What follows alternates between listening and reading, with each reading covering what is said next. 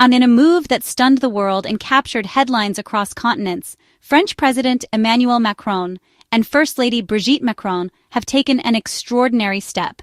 They've entered an American courtroom. But this isn't about international politics or diplomatic disputes. Instead, the Macrons are fighting back against a deeply personal and hurtful internet rumor, one that has followed them for years and now threatens not just their private lives, but the very dignity of the French presidency. On September 20th, 2025, the Macrons filed a high-profile lawsuit in Delaware, targeting conservative commentator Candace Owens. Their goal: to put an end to persistent speculation and online claims that Brigitte Macron is a transgender woman, a baseless accusation that both Emmanuel and Brigitte have vehemently denied. The lawsuit marks a rare and bold move for a sitting world leader, especially one from outside the United States, to seek justice in an American court. Rather than ignore the gossip or dismiss it as mere tabloid fodder, the Macrons are confronting the rumor head-on, and they've chosen to do so in the U.S., the very place where the falsehood has gained the most traction and been amplified by influential voices. Their legal action sends a powerful message. They will not tolerate what they describe as outlandish, defamatory lies. By taking this step, they are not only defending their own reputations, but also setting a precedent for how public figures can respond to the relentless spread of misinformation in the digital age. For Emmanuel Macron, this battle is about far more than celebrity reputation. As the leader of a G7 nation, he views the attack as a direct affront to the dignity and integrity of the French presidency itself. The stakes are high, not just for the Macrons, but for the standards of public discourse and the boundaries of personal privacy for leaders everywhere. The 218-page complaint filed by the Macrons' legal team meticulously details the harm caused by the rumor, outlining the emotional distress, reputational damage, and the broader impact on their family. The lawsuit demands a jury trial and seeks punitive damages, signaling their determination to hold those responsible accountable in a court of law. This case shines a spotlight on how quickly misinformation can cross borders and spiral out of control, especially when fueled by social media platforms and viral online content. In today's hyper-connected world, a single rumor can reach millions in a matter of hours, leaving real-world consequences in its wake. By taking this stand, the Macrons are not only defending their family's honor, but also challenging the corrosive power of digital disinformation. Their fight is a call to action for others facing similar attacks, and a reminder that even the most powerful are not immune to the dangers of online falsehoods. While their battle is deeply personal, its implications are truly global. The outcome could set a precedent for how international figures confront and combat defamatory rumors in the digital era, and may influence how courts around the world address cross-border misinformation. As the world watches, the Macrons are drawing a line in the sand, standing up not just for themselves, but for truth, dignity, and the right to fight back against online falsehoods, no matter how powerful or persistent they may be. Emmanuel Macron, France's youngest president, has faced intense scrutiny since his 2017 election. His rise to power was meteoric, capturing the imagination of a nation eager for change, but also drawing skepticism from critics who questioned his experience and vision. He founded his own party, promised reform, and weathered protests and political storms. From the Yellow Vest movement to heated debates over pension reform, Macron's presidency has been marked by both bold initiatives and fierce opposition. Through it all, he has remained a polarizing yet resilient figure on the world stage. At his side is Brigitte Macron, whose 24-year age difference with Emmanuel has long fascinated the public. Their relationship, which began when Emmanuel was still a student and Brigitte his drama teacher, has been the subject of endless headlines and speculation, making them one of the most talked-about couples in French history. As First Lady, Brigitte is active in education, health, and culture, and is seen as Macron's closest confidant. She has championed causes close to her heart, from anti-bullying campaigns to supporting children with disabilities, and her influence is felt both behind the scenes and in the public eye. Their partnership is central to their public image, a united front under constant media glare. Whether attending state dinners or walking the streets of Paris, the Macrons project an image of solidarity and mutual respect, navigating the pressures of public life together. The rumor strikes at the heart of their relationship, making it both a personal and political threat. In an era where misinformation spreads rapidly online, even the most outlandish claims can gain traction, putting their marriage and reputations at risk. The Macrons have always been open about their unconventional story, but malicious falsehoods cross a line. They have spoken candidly about their journey, but persistent rumors and targeted attacks test the limits of their patience and privacy. Their lawsuit asserts that even public figures deserve boundaries. By taking legal action, they send a message that fame does not mean forfeiting the right to dignity and respect, especially in the face of deliberate defamation. By fighting back, they defend not just their own dignity, but the integrity of their family. Their children and loved ones are also affected by public attacks, making this battle deeply personal. Their legal action is a stand against digital age slander.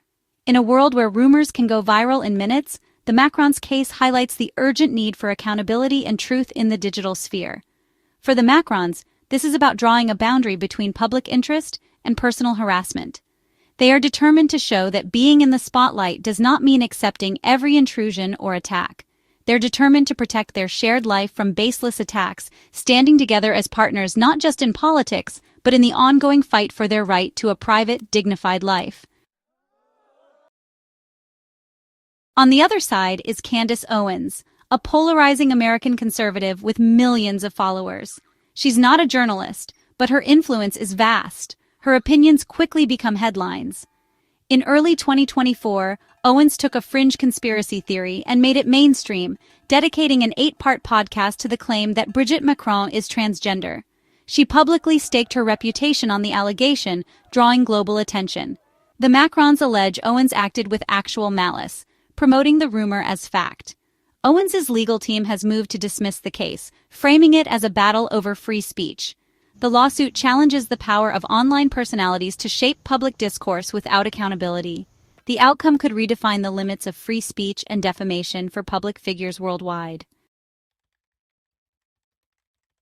The rumor began in obscure corners of the French internet in 2021, first published by a far-right journal and amplified by bloggers. They claimed Brigitte Macron was born male, twisting the name of her real brother, Jean-Michel Trogneux, into the story. The theory spread within French conspiracy circles, built on speculation and misinterpretation.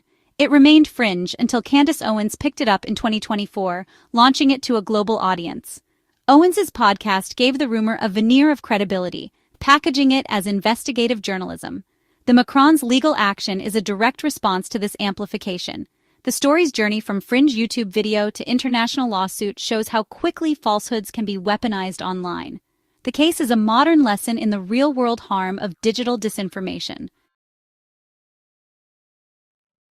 For the Macrons, the rumor has caused deep personal pain, far beyond typical political scrutiny. Brigitte and her children have endured public abuse and humiliation. President Macron called the lawsuit a matter of defending his family's honor. After a legal setback in France, the Macrons turned to the U.S., where the rumor was most amplified. Their lawsuit is a refusal to be passive victims of online harassment. They seek not just damages, but public validation of the truth. By confronting the rumor in court, they hope to reclaim their family's dignity. The Macrons' Delaware lawsuit is built on a mountain of evidence to disprove the rumor. Their legal team, led by Tom Clare, will present birth records, childhood photos, wedding pictures, and proof of Brigitte's pregnancies. Expert scientific testimony will counter the pseudoscience fueling the conspiracy. The case accuses Owens of defamation and seeks punitive damages. The Macrons aim to prove not just that the claims are false, but that they were spread with malicious intent. Their strategy used facts and science to restore their family's honor. This is a fight to set the record straight, once and for all. To win in the U.S., the Macrons must clear the actual malice bar, proving Owens knew her claims were false or acted recklessly. This standard, set by the Supreme Court, protects free speech but doesn't shield deliberate lies. The Macrons will argue Owens's podcast was a calculated effort to promote a falsehood. They must also show real harm, reputational, emotional, and professional. Owens's defense will likely invoke the First Amendment and challenge the court's jurisdiction. The case is as much about free speech as it is about truth. The court must balance reputation against the right to speak controversially about public figures. To truly grasp the impact of the rumor that has swept across France and beyond, it's vital to understand Brigitte Macron's real story, a story shaped by resilience, love, and a deep sense of self.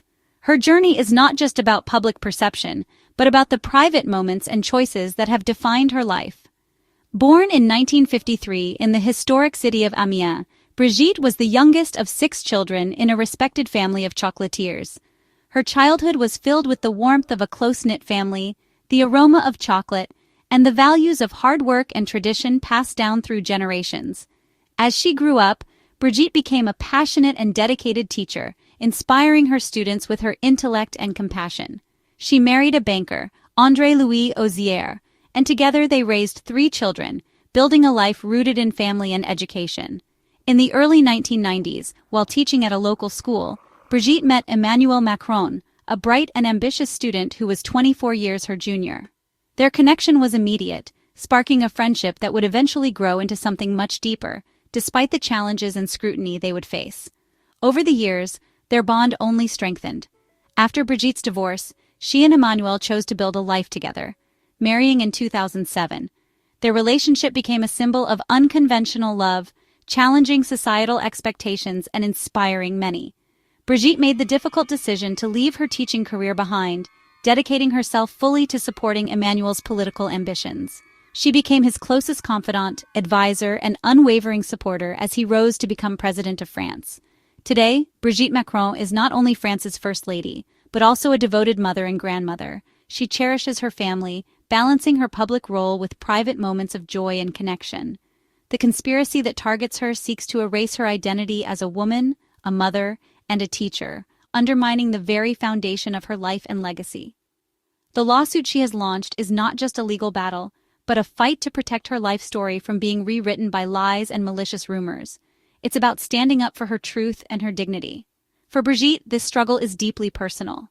It's about defending her truth as a teacher who shaped young minds, a mother who raised a family, and a wife who stood by her partner through every challenge. The stakes are not just public, they are profoundly personal, touching the very core of who she is and the life she has built. For the Macrons, this lawsuit is about more than winning. It's about defending their family's honor and setting the record straight. They seek a clear legal declaration that the rumors are false. A victory could set a precedent for public figures fighting digital disinformation. If they lose, it may embolden further attacks on private lives.